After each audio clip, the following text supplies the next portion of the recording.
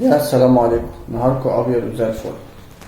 انا دلوقتي بصور وانا موجود في الشقه، والشقه اللي انا موجود فيها ديت اللي هو المكان اللي انا المفروض ان انا بدفع له ايجار من خلال المرتب بتاعي او من خلال الشغل اللي انا بشتغله. اللي انا عايز اقوله في الفيديو ده ان الشغل اللي انت بتشتغله لو مش هيخليك تعرف تمسك فلوس فبلاش منه. دي الحاجه التانية، لما تكون حابب تعمل شغل اونلاين وانت ما عندكش اي خلفيه خالص عن الاونلاين، فتبقى عامل حسابك انك بتختار الشغلانه اللي هتشتغلها اونلاين. وليكن انت راجل هتبيع اونلاين، تمام؟ فالبيع ده محتاج انك انت حاجه من الاتنين، يا هتعتمد على حد بيسوق لك الشغل، يا اما انت اللي هتسوق الشغل.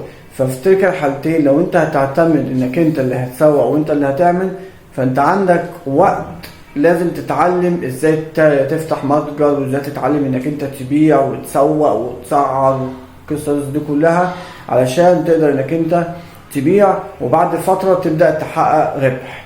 لو انت هتشتغل حاجة اسمها تسويق بالعمولة، فالموضوع برضو محتاج انك انت تشتغل على نفسك عشان تتعلم تسويق بالعمولة قواعده ايه واسلوبه ايه، وتقدر انك انت تشتري دومين، وتقدر انك انت تبني سايت عشان تقدر تختار المنتج اللي انت هتشتغل عليه وتعمل تسويق بالعمولة عليه من خلال بقية الشركات اللي هتقدر تسوق لهم من خلال المنتج اللي انت اخترته وتشتغل عليه. فالموضوع كله برضو بيحتاج انك انت تدرس الحاجة اللي هتشتغلها عشان تقدر ان انت تعمل من وراها فلوس.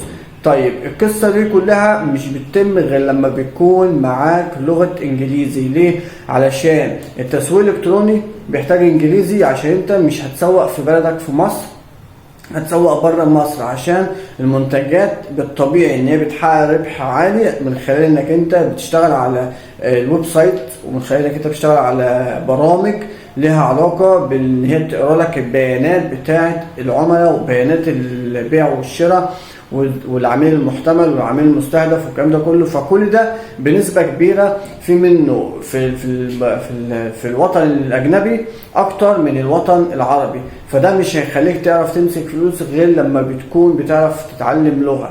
لو أنت بتبيع أونلاين في مصر، فالتحقيق للربح ليك هيبقى قليل غير لو أنت بقالك سنتين أو 3 مع العلم إنك أنت معاك اللغة الإنجليزي كويسة.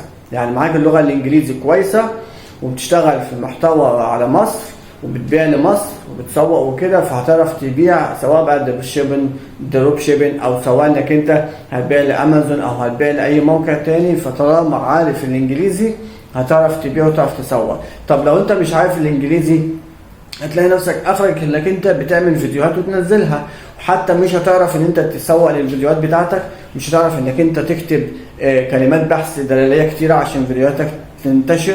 في حاجات كتير هتخليك تقف مش عارف تكمل عشان خاطر المعلومات اللي جاية بعد كده هي بالانجليزي، فانت بتقف لان انت مش معاك الانجليزي. فاهمية الانجليزي في حياتك هو شيء تمابيت لازم تعتبره حاجة اساسية زي الاكل والشرب، زي المدارس ومصاريف المدارس ومصاريف العيال، كل ده اساسي. فالانجليزي بالنسبة لك هيريح لك حاجات كتير قوي وهيخلي لك امور كتيرة بسيطة وسهلة. طب انت ما معكش انجليزي وما بتعرفش تقرا انجليزي وكده، فهتتعب شوية عشان تعرف تعمل فلوس من الانترنت. اقربها او اكتر حاجة او اقرب مثال ممكن تعمله وتعمل من خلاله فلوس على الانترنت هو المحتوى اللي الناس بتقول عليه محتوى تافه، ولكن هو ممكن يبقى محتوى ترفيهي.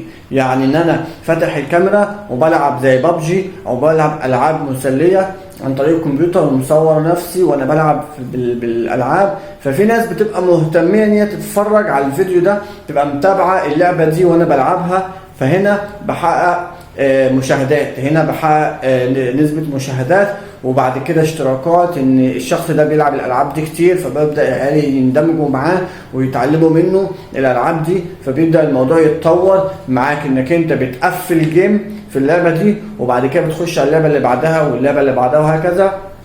فبيبدأ اليوتيوب عندك يتملي فيديوهات كتيرة لها علاقة بمجموعة ألعاب أنت بتلعبها، وفي نفس الوقت أنت ده اللي أنت بتقدر تعمله. أنت بتعرف تقرا وتكتب، بس كل اللي بتعرف تعمله إنك أنت بتشتغل الماوس، بتشغل الكيبورد، بتبقى قاعد قدام الكمبيوتر بتلعب بابجي، بتلعب كراش، بتلعب أي لعبة أو بتعمل أي حاجة لها علاقة بالألعاب.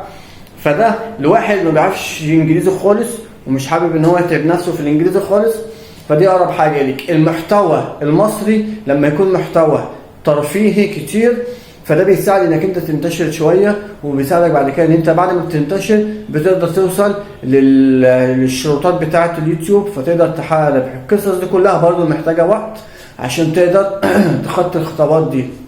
ليه انا بقول كده؟ علشان انت لما تبقى حاطط في دماغك انك انت عاوز تبيع اونلاين على امازون وتبيع اونلاين على منصات تانية، تبقى عامل حسابك وفاهم ان في قوانين، والقوانين ديت لازم تبقى انت على علم بيها وعارفها وتشتغل بيها. بداية القوانين ديت اول قانون ان هو انك تبقى معاك لغة انجليزي، عشان لغة الانجليزي هتفتح لك بيبان كتير قوي. بدل ما هتعرف تبيع منتج ممكن تبيع 10 منتجات، بدل ما هتبيع منتج $10 ممكن تبيع 100 منتج بكل منتج فيهم $10. بدل ما هتبيع منتج $10 ممكن تبيع 1000 منتج او منتج واحد $1000. فالموضوع بيختلف نسبة وتناسب. ليه؟ انت معاك الانجليزي وبتعرف تترجم الاحصائيات وبتعرف انك انت تشتغل على نفسك في الموضوع ده. فده النصيحة بتاعتي. انت عشان تعرف تعمل فلوس اونلاين لازم تبقى عامل حسابك انك انت معاك الانجليزي وشغال عليه كويس جدا. هتلاقي فيه كتير قوي في الانترنت حاجات لها علاقة بالانجليزي، وهتلاقي فيها حاجات لها علاقة بانك انت ازاي تعمل فلوس، وازاي تعمل فلوس وانت نايم في بيتك، مش وانت قاعد على الكمبيوتر بس. انت ممكن تعمل شغل وانت قاعد على الكمبيوتر لمدة 12 ساعة وقصادهم قاعد اسبوع ما بتعملش حاجة. للشغل او المشروع اللي انت عملته على الاونلاين على مدار 12 ساعة انت بتقفل مشروع وبتسيبه يشتغل لوحده ويتسوق ويجيب لك زباين ويجيب لك جست ويحصل مبيعات كمان عندك على الصفحة. فكل الكلام ده كله مش هيتم غير لما تكون انت معاك الانجليزي وتعلمت وخدت الكورس في انك انت تشتغل على نفسك في القصة دي. انا اللي انا بتكلم فيه ده لو واحد تاني مكاني بيتكلم فيه هيبقى باعتبار ان هو عنده كورس وبيسوق له. انا مش بسوق، بس انا بتكلم في ان انا موضوع حاصل معايا في ان انا بحاول ان انا انقل الشغل كله للاونلاين. بس عشان انقل الشغل للاونلاين انا عارف ان انا في مرحلة بدائية. المرحله البدائيه اللي انا فيها ديت هي ان انا بشاهد كورسات كتير، بتفرج على كورسات كتير لها علاقه بالتعليم، لها علاقه بالتعليم، لها علاقه باللغه، وليها علاقه بانك انت ازاي تبيع اونلاين، وليها علاقه انك انت ازاي تطور شغلك في المجال الاونلاين ويبقى شغلك كله عباره عن اونلاين وبزنس وبس. فالموضوع ما هوش سهل، الموضوع بياخد معاك وقت بالظبط زي اللي في الجامعه بياخد 4 سنين او 5 سنين تعليم لحد ما يوصل للشهادة. فالتعليم بالنسبة لك لازم تبقى فاهم ان هو كده في 3-4 سنين بتتعلم جزء معين، مشروع معين لحد ما بتتقنه وبتفهمه. بعد كده تبدأ انك انت تفيد الناس بيه، تبيع كتير للناس وتبيع منتجات كويسة والناس تشكر فيها، فيبدأ يبقى بعد كده في جست ليك، يبقى ليك جمهور بيشتري منك، فيبدأ العمليات تبدأ تزيد اكتر ويبدأ يبقى ليك دخل اكتر. فانت عشان تخطي في هدف اعمل حسابك ان هو هيطول معاك وهياخد منك وقت، بس ساعة ما انت تنجز وتخلص الهدف ده في شهر، في سنة، في اي كان الوقت اللي انت شغال عليه، اعرف ان انت ان شاء الله ربنا بيكرمك وبتوصل لمرحلة كويسة بتقدر انك انت تتقدم في مشروع تاني ومشروع تالت وتنجح كل مشروع انت بتعمله. غير لما يكون واحد عقليته عقلية موظف ويفضل طول حياته موظف ومش عايز يخرج بره الوظيفة، ولا عاوز ان هو يتعب نفسه ان هو يخرج بره الوظيفة. لا، انت لو انت في الوظيفة خليك في الوظيفة وكمل في شغل اللي له علاقة بالنت عشان تعرف تعمل فلوس وتعرف تنفع نفسك وترتاح وتبقى وصلت اسمها الحرية المالية، اللي هو انت عملت مشروع يجيب لك فلوس وانت قاعد، مش مضطر ان انت تروح الشغل، مش مضطر ان انت تتعب عشان تجيب فلوس. انت خلاص انت اوريدي عملت الكيان اللي يجيب لك فلوس اول باول. وما توفيقي الا بالله، عليه توكلت وعليه انيب. والسلام عليكم ورحمة الله وبركاته. باي.